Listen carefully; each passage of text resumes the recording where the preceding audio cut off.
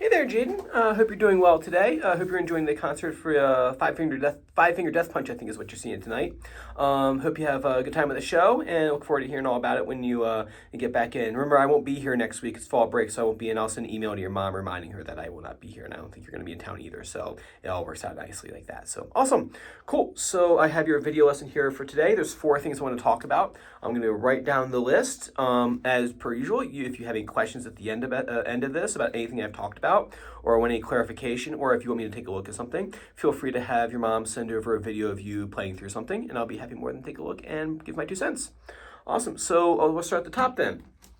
So first thing is A minor pentatonic. You've been rocking it. You've been learning your boxes up until you've been doing all the boxes I've asked you to do thus far. Let's go ahead and add box 4 into the mix. So I've written it out over here for you on the paper. I'm pointing to it as if you could see it when you're not in the room. So I'll go ahead and show you.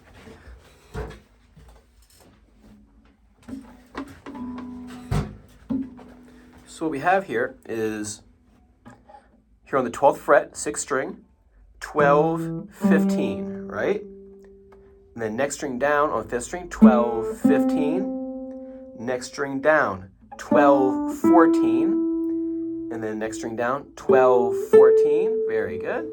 And then 13, 15. That's a little tricky for some people. We'll run through that one more time too. We have 13, 15, like on that 2nd string. And down the 1st string, 12, 15. I got to change that because I wrote a 14 in there. So I'm glad I checked it. Let's change that. Let's run through that one more time. Sorry. 12, 15, 12, 15. There's 12, 15. Then 12, 14. 12, 14. Then 13, 15. 12, 15, right? So just practice is going up and down.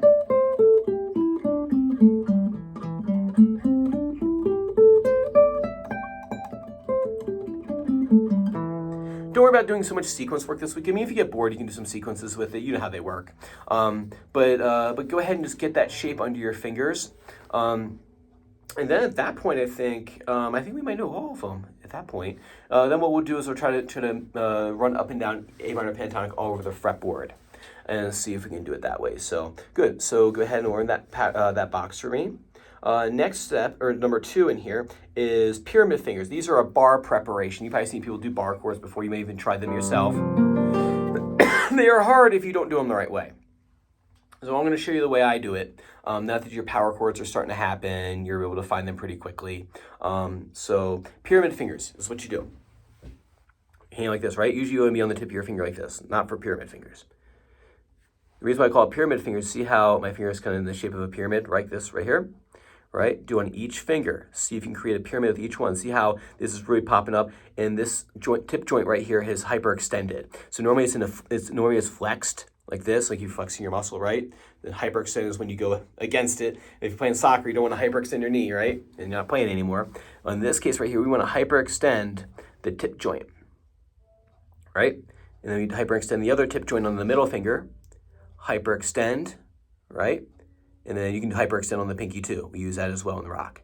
So here, here, and we're hyperextending. You see you're bent here at the first knuckle, right? That's what you want to do. And then, so to apply that to something, I've written down here number 3, pentatonics and fourths. They're mostly in, excuse me, they're mostly in I got a cough, I can't shake. Sorry about that. So these are all written in the intervals of fourths mostly. There's a couple of thirds in there. We'll talk about intervallic distance later on. Just for today, take this first one right here, the 5 and the 5. This is what I'm looking at right here. Right? See where it comes to focus. I got a 5 here and I got a 5 here. I'm gonna send this over with your mom. So if you don't see it in your email, ask your mom for it, or have me send another copy. What you'll do, you'll put your pointer finger right here on strings on string 6 and string 5 on the 5th fret, like so. And notice here, it looks just like the pyramid we did a little bit earlier, or just like a few seconds ago. So we have your pyramid, right?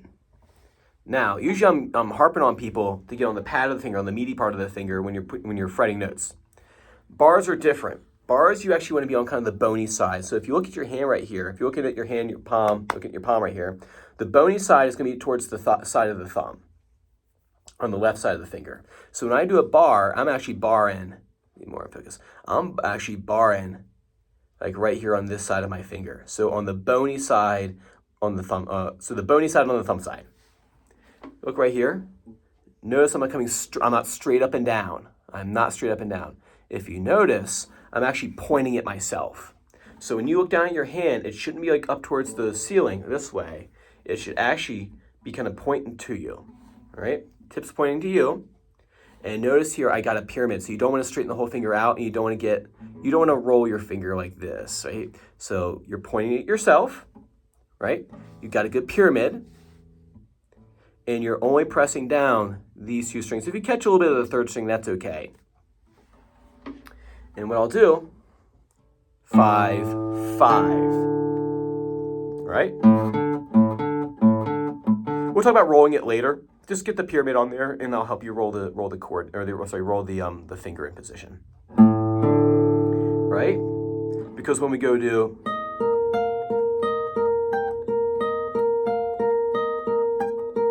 that right there, notice the pyramid. We'll talk about that in just a minute. That's the next point I want to make, so I don't want to jump too far ahead. So we have 5, 5. 7, 8, 7. You can't really roll that one, so you kind of just play it with fingers 3 or finger through, or actually you could use finger 4 and finger 3. So finger 4 for 8, finger 3 for 7. Then you come back up to another 5 and 5, another pyramid finger, right? Then wait a minute, look at that. A pyramid finger. If you try to just go flat like this, it's not going to work so well for you. You got to get like a pyramid. Right? And you're going to be, this one is a little bit more on the pad of the finger, like right here. So this one's not on the bony side. When I mean by the bony side, that's like the pointer finger bar.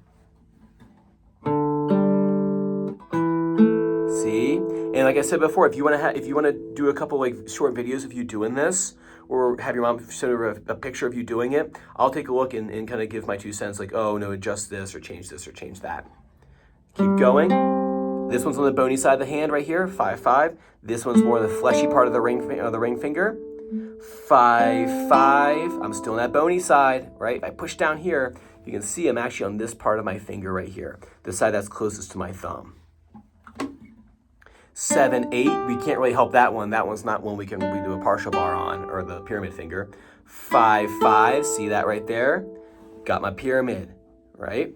And then I'm on the fleshy part of the finger there. There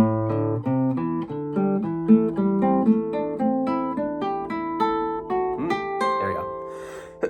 This is a super important technique, and really spend some time developing your pyramid fingers. It'll help us later on when we do the first song that we're going to do. Actually, I'm going to show you right now, because we're about out of time, is Today by Smashing Pumpkins.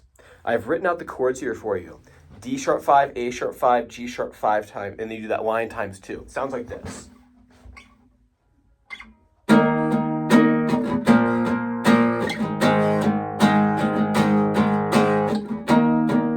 repeat that line.